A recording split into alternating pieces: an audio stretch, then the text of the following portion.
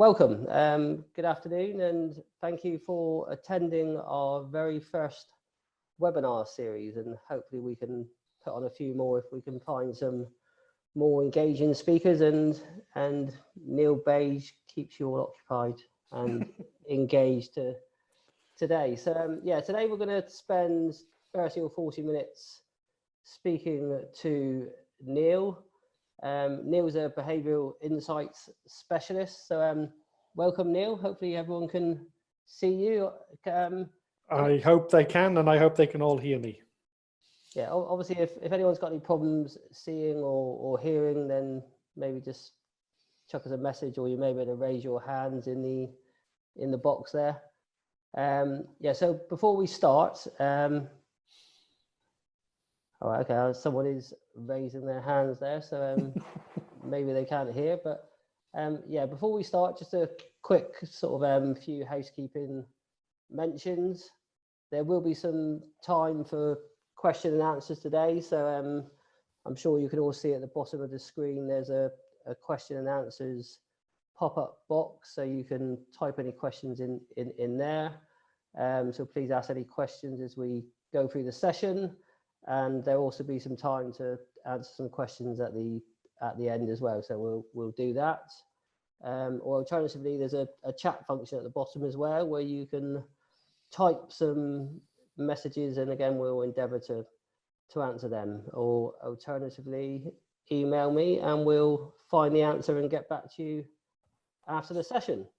So yeah, again, just another mention, we are recording this webinar today, so we can send it out after the event, but please be reassured, none of the other participants can see your faces or see any of your personal details, so hopefully there's no security concerns there.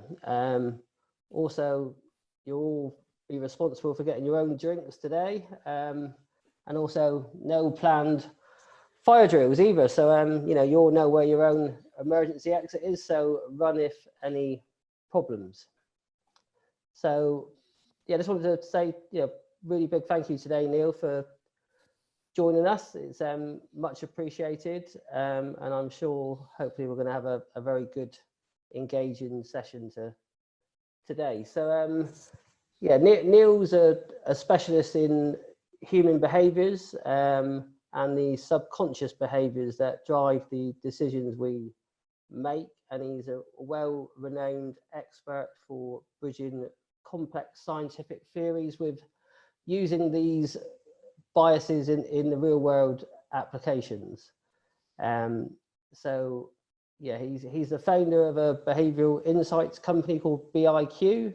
It's a multi-award winning company, and I'm sure Neil will tell you a little bit more about that as we move through the session. Neil's a keynote speaker at industry events. I've seen him speak a number of times myself and enjoyed that very much. So hence why I've asked him to come on and speak to you guys today, really. So yeah, so basically some of the things we'll be covering off today, understanding our psychological makeup, getting to grips with the way our brains work, understanding the internal and external factors that trigger our decision-making process, and how the information we absorb around us can help us sort of determine our own sort of personal stories. Yeah, so I think that's probably it really, Neil. So like I say, yeah, welcome. And like I say, where should we start this conversation? We were speaking a few days ago and speaking around some of the issues that are going on in the world today.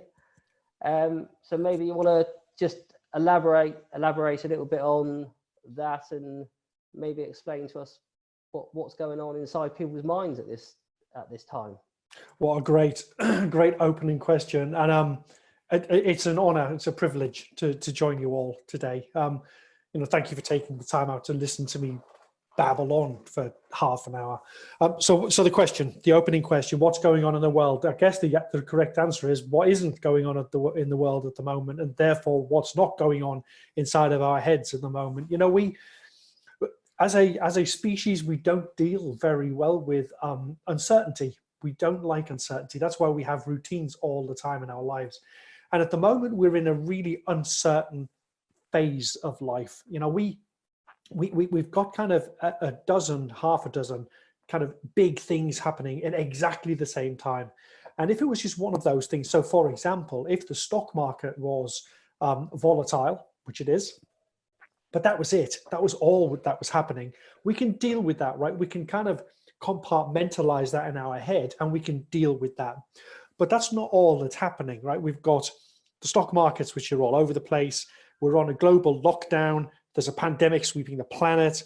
Our kids are at home 24/7. Our partners are at home 24/7. And all of these things carry their own emotional weight. And like I said, if they all arrived independently, that's fine. We can probably deal with that. But when they all land on our laps in one fell swoop, it actually overloads our cognitive abilities to reason and make sense of it all. So being in a position of uncertainty isn't great. Which is why most of us, I'm assuming on this call, watch the news every night in the hope that we get a little bit more clarity on what's going on and where we're going. Because actually we need that certainty in our heads in order to kind of update the stories that we tell ourselves on a daily basis and make sure that everything that I'm basing my decisions on and my life on are based on the most up-to-date information. So it's a really tricky time, Damien. It really is. I understand better than some people, of course, because it's my area of expertise. It's my passion. I understand what's going on inside my head from a psychology perspective. Of course I do. But does that mean that I'm not feeling what's going on around me in the world? Of course it doesn't. I still kind of sit at home and work and think, God, this feels really scary, actually. Am I okay with this? I'm probably not, actually. And I think obviously most of the people on the call are probably experiencing that today. So, I guess probably anxiety, fear, probably two of the most common states of mind at this, in general, but probably sort of heightened very much at this particular moment in time, especially because we're all stuck at home, abiding to the social distancing rules, following government policy, trying to ignore some of the rubbish that's being spoken about on the evening briefing. Mm-hmm. So we're just constantly consumed by noise and information.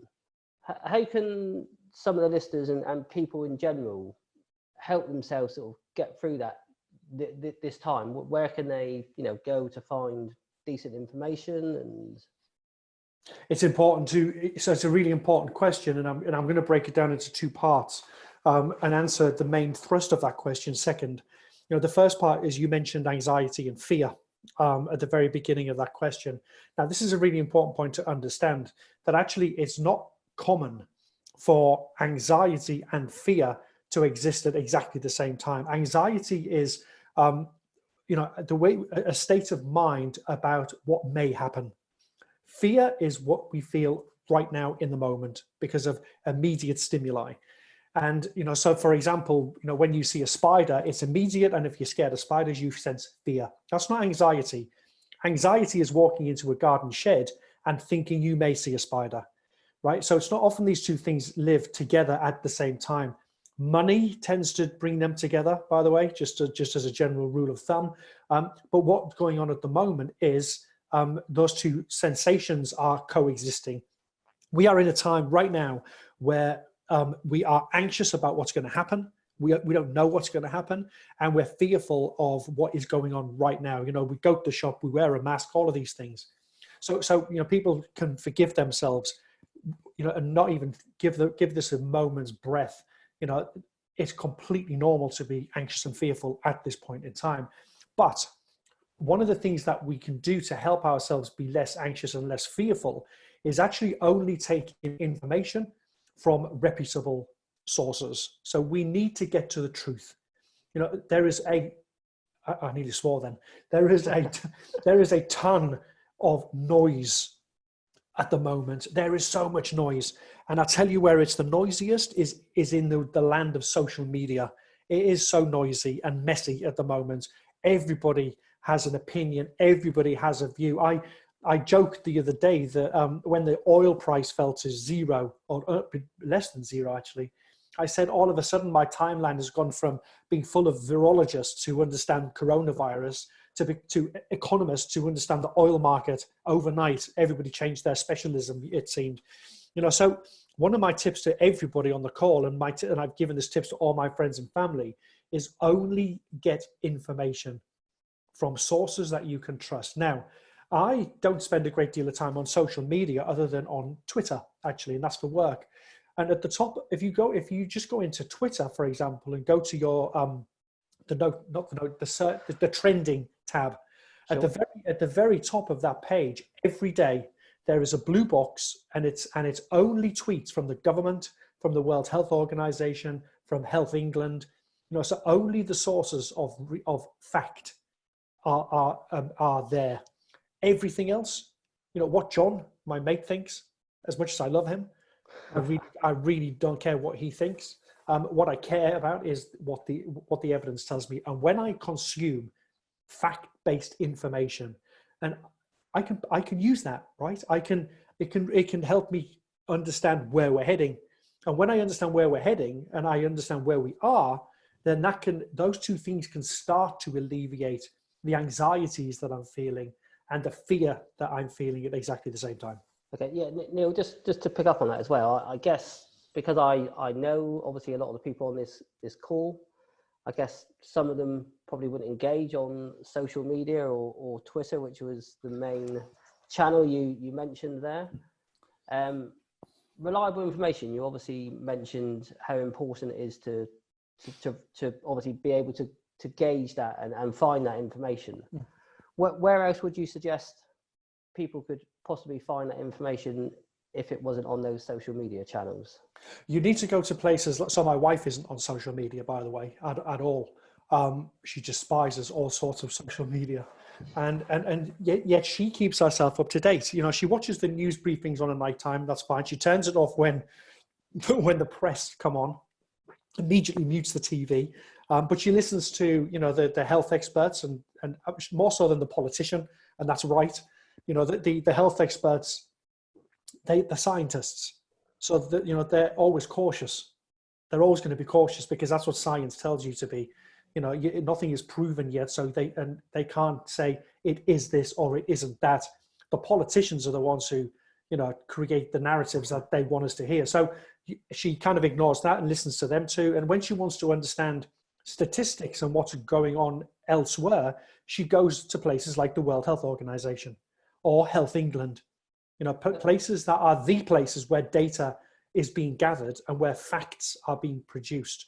There is nothing in either of those places where they say, we think. It is, this is what's happening, and we predict.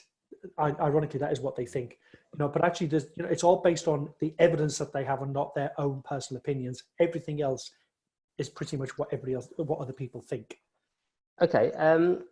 Again, just to expand a little bit on the current situation. Obviously, we've all seen, some pretty bad behaviours from people sort of especially during the early stages of the lockdown, where we saw people gathering at beauty spots, panic buying at the supermarkets, etc., etc.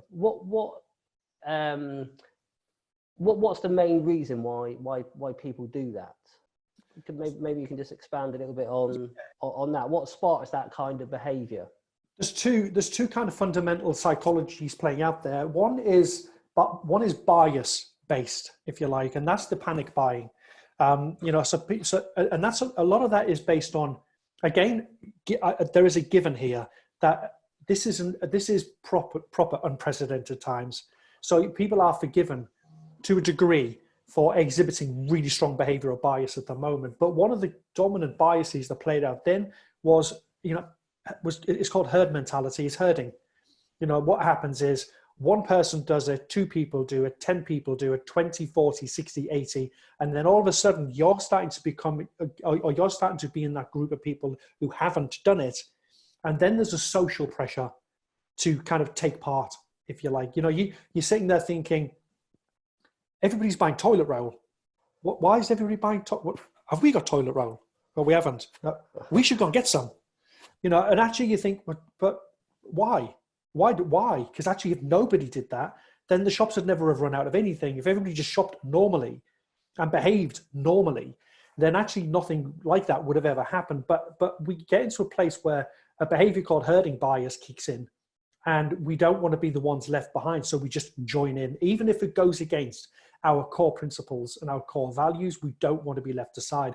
That's one of the behavioral biases that play out in that regard. The one about people going to beauty spots and ignoring rules and ignoring government advice actually goes deeper than behavioral bias. It kind of plays to a sense of entitlement. You know, there are in our psychology, there are certain people who believe that actually they are more entitled to freedom than, in this example, than other people are, and rules don't typically apply to them. You know, and actually it's a complete inflation of their ego. You know, they think that they are better than other people. That, you know, and these are the people who speed. These are the people who will go to the pub and have a couple of beers and drink and drive.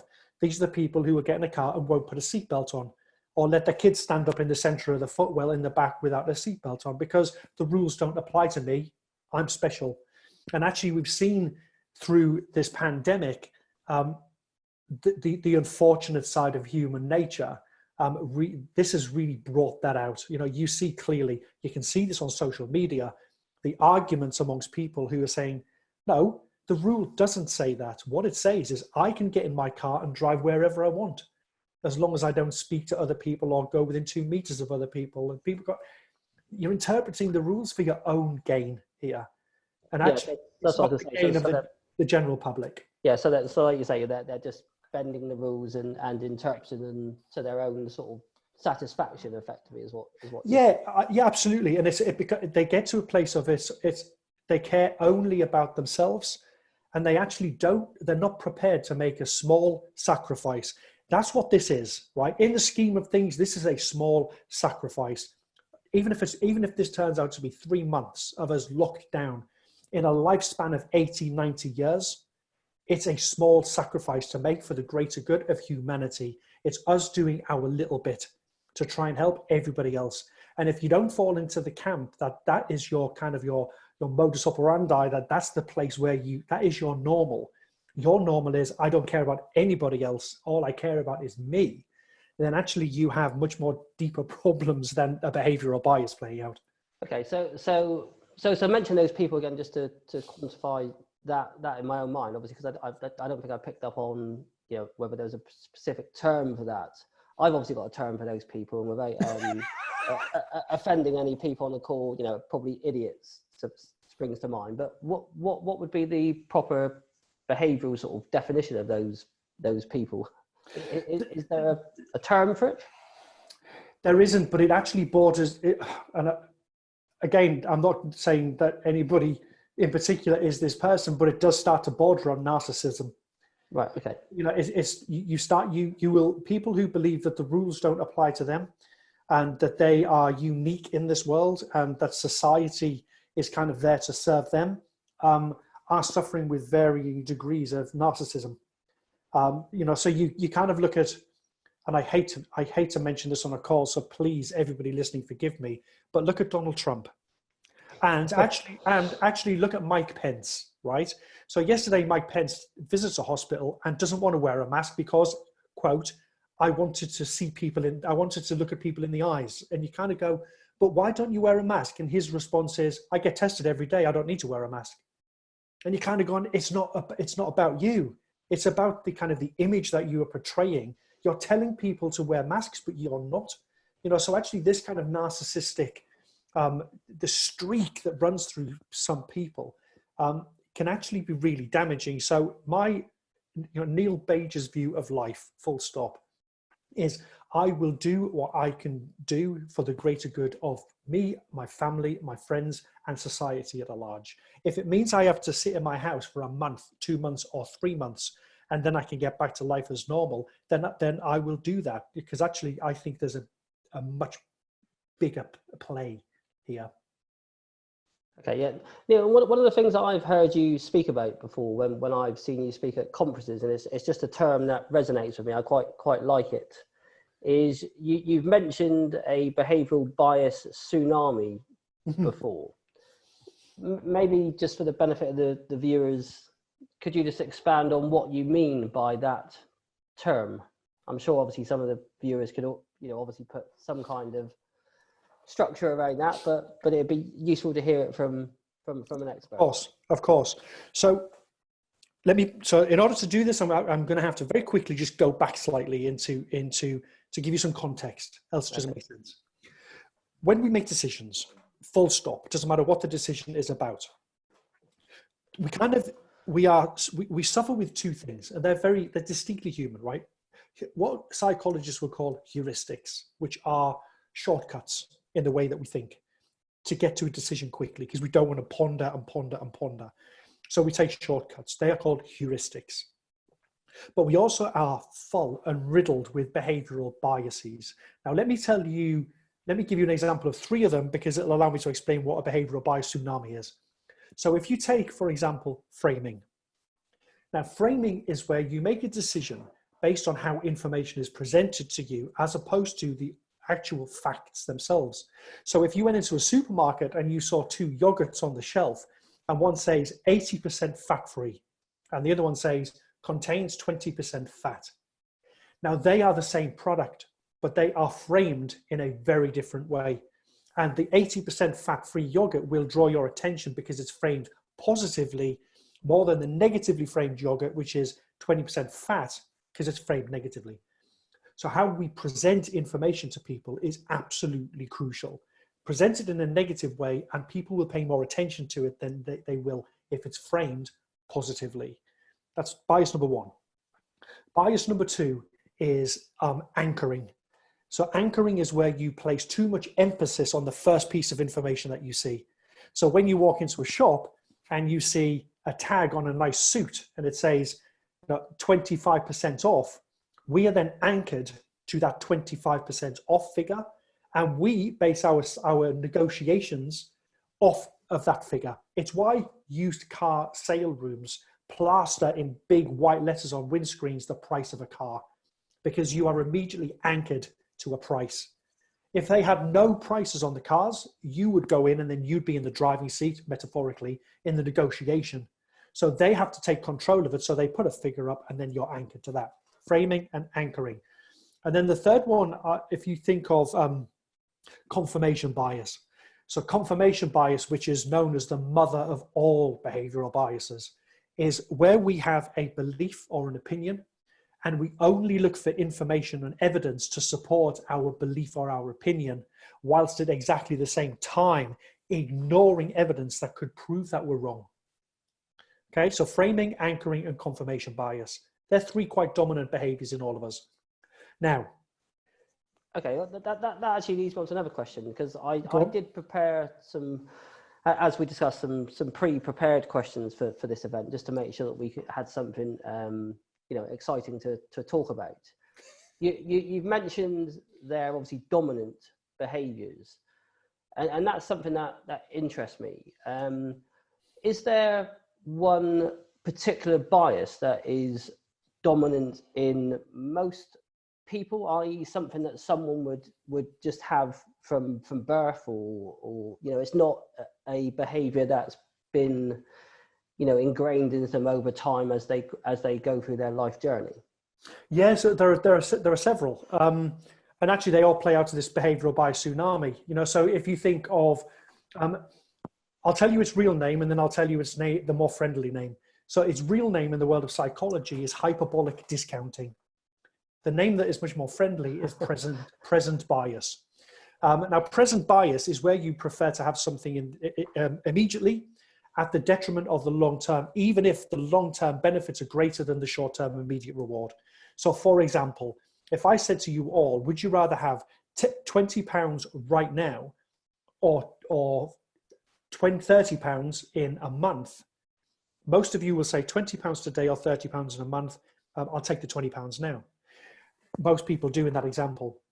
If I shift, so there's a gap of a month between the two, right?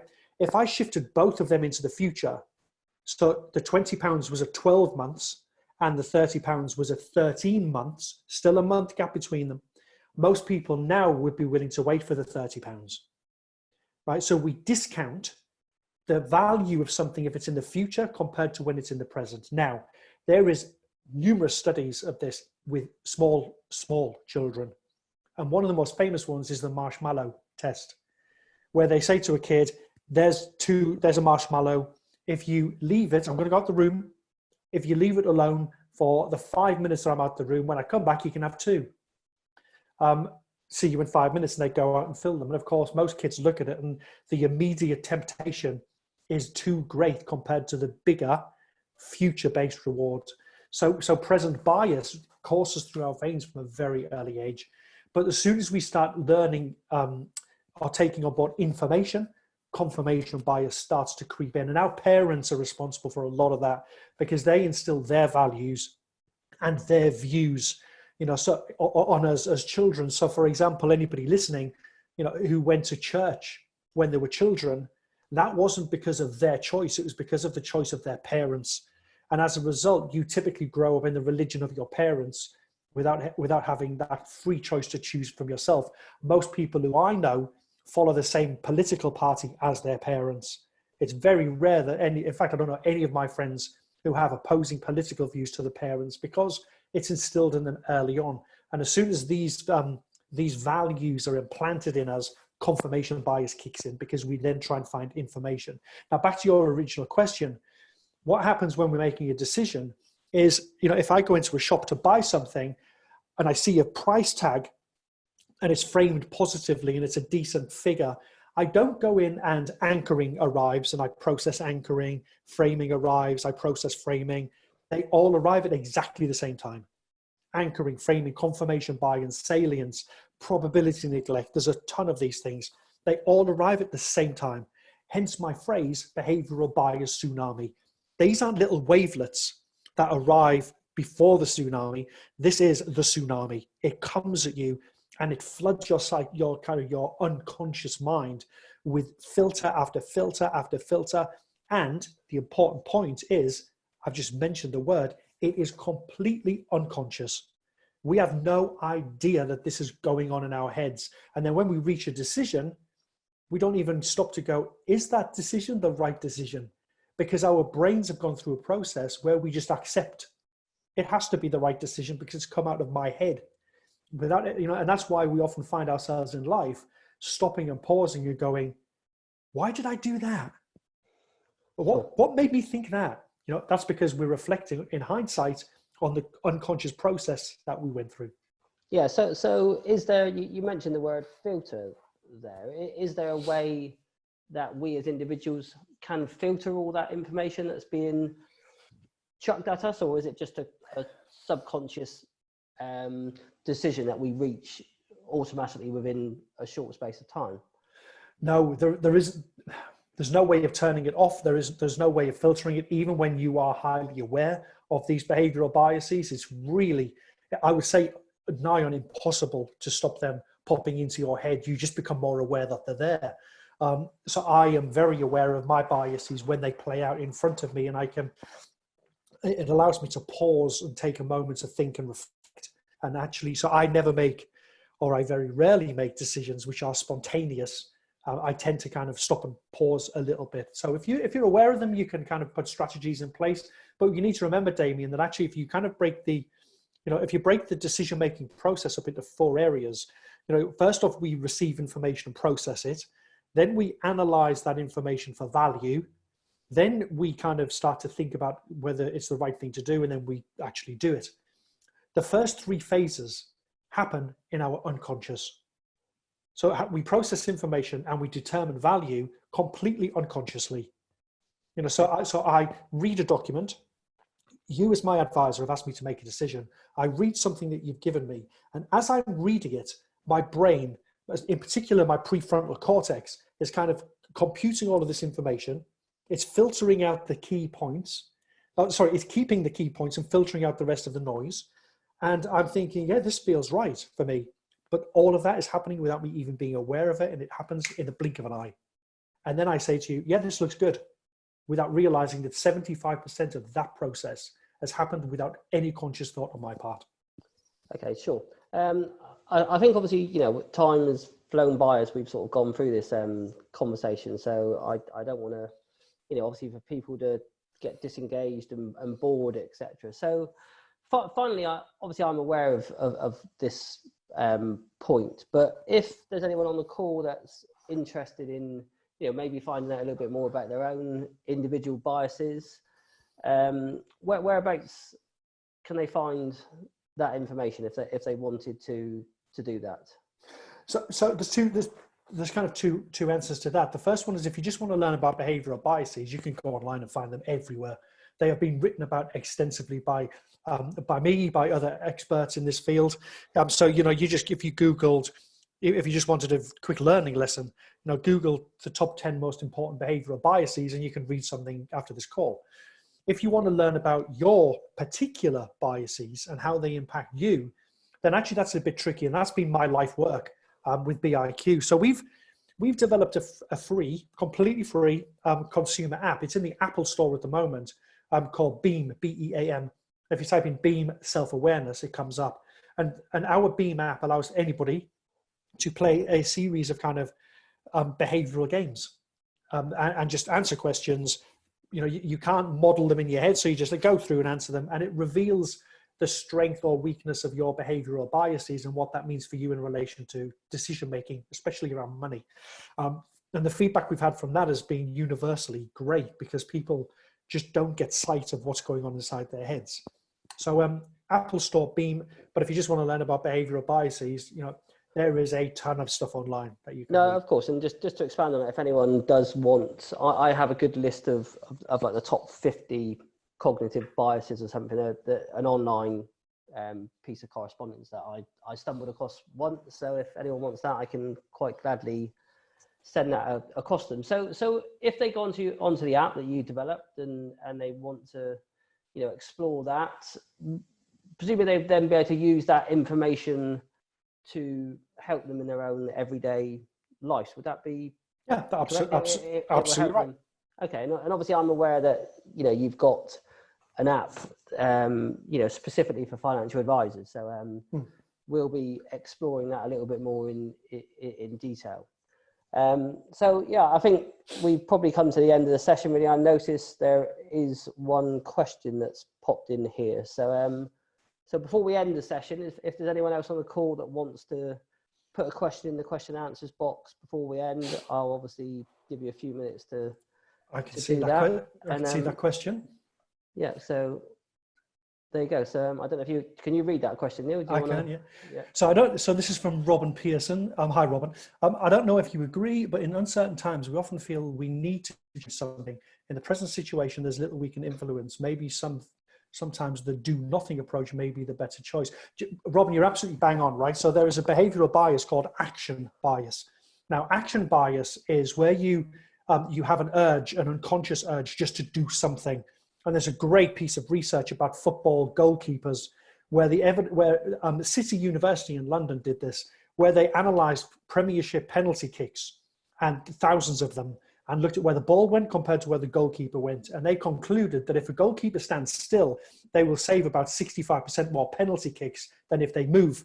And yet, action bias takes over. They feel like they have to do something. And the one bit of advice I've given people over the last month or two in this situation is that we have to remember that making the conscious effort to not do anything is taking action. And there are times when you just need to go, no, I'm not doing anything. And that's fine. That's a conscious thought. That means you are doing something. Ironically, it's kind of paradoxical. But I completely agree with you that actually when you are bombarded with lots of stuff like we are at the moment, you feel like you just got to do something.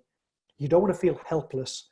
You want to put your hand in, but sometimes we just have to sit back and, let the kind of the wave pass, so to speak. So I actually agree with what you said. Actually, the better approach is probably doing nothing. And I think I'll expand on that as well, because obviously from an investment perspective, I think probably everyone on the call has seen numerous emails, etc., that we just basically sit tight and do nothing, and hopefully it all reverts back to some kind of normality at some stage. So yes, hopefully that's been interesting for everyone. It is just a few more minutes. Anyone else want to answer a question, ask a question for Neil to answer, or obviously we can end the call now, but hopefully you've all found that useful, taking up a bit of your time during this lockdown situation.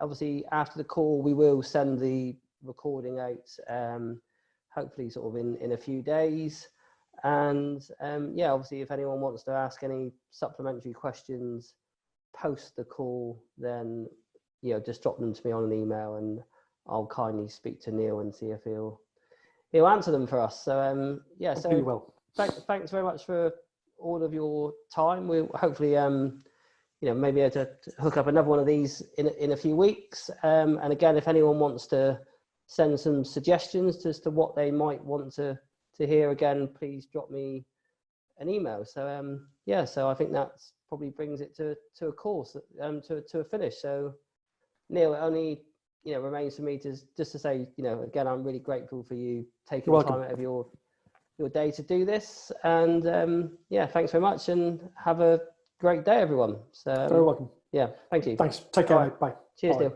Take care. Bye, everyone.